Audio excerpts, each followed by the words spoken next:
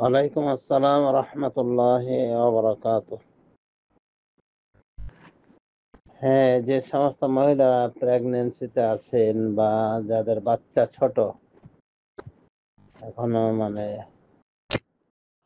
দুধ নির্ভরশীল, দুধ খেয়ে পালিত হচ্ছে, ২ বছরের মেয়াদে আছে এবং দুধটা তার প্রধান খাদ্য। তো এমত অবস্থায় যদি বাচ্চার মায়েরা আনইজি ফিল করেন, বাচ্চাকে দুধ দিতে যেয়ে প্রেগন্যান্ট মহিলা কষ্ট পান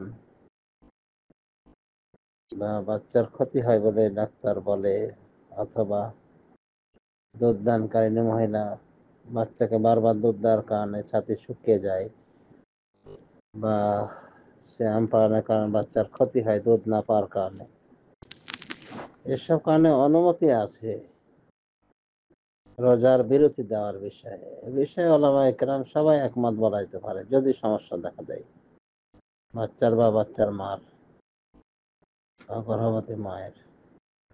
রোজা রাখবে না, রোজা ভাঙবে, এ বিষয়ে একমত বলা যায়।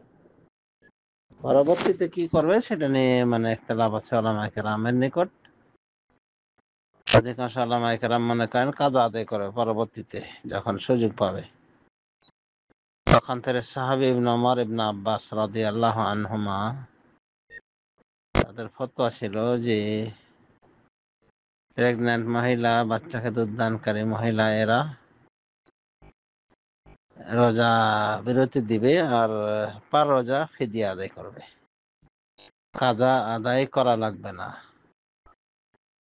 তাদের থেকে আসারটি বিশুদ্ধভাবে প্রমাণিত। এবং তারা যখন এই ফতোয়া দিতেন, যে সমাজে, যে সোসাইটিতে সময় সাহাবায়ে কেরাম ছিলেন, কিন্তু কেউ তাদের এই কথার প্রতিবাদ করেননি। এই জন্য ইমাম ইবনে কুদামা বলছেন যে ফাসারা ইজমাআন, এটা এক প্রকার ইজমা হয়ে গিয়েছে সাহাবায়ে কেরামের পক্ষ থেকে, যে এটা সমস্যা নাই। গর্ভবতী দুধদানকারিণী মায়েরা সিয়াম বিরতি দিবে এবং ফিদিয়া দিবে।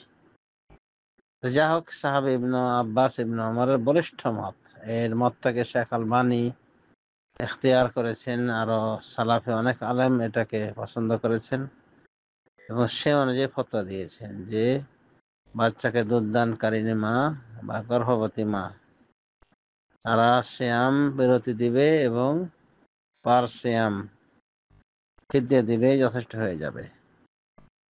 সুতরাং এই ফতোয়া নির্ভর করা যেতেই পারে।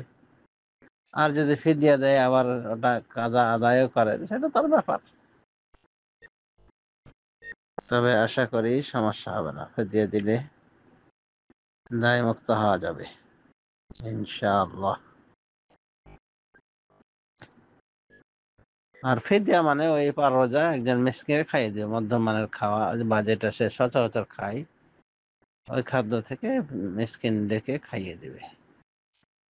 এবং রমাদান শেষে খাওয়ানো ভালো, অগ্রিম না দিয়ে রমাদান শেষে দিবে। এটা সাহাবী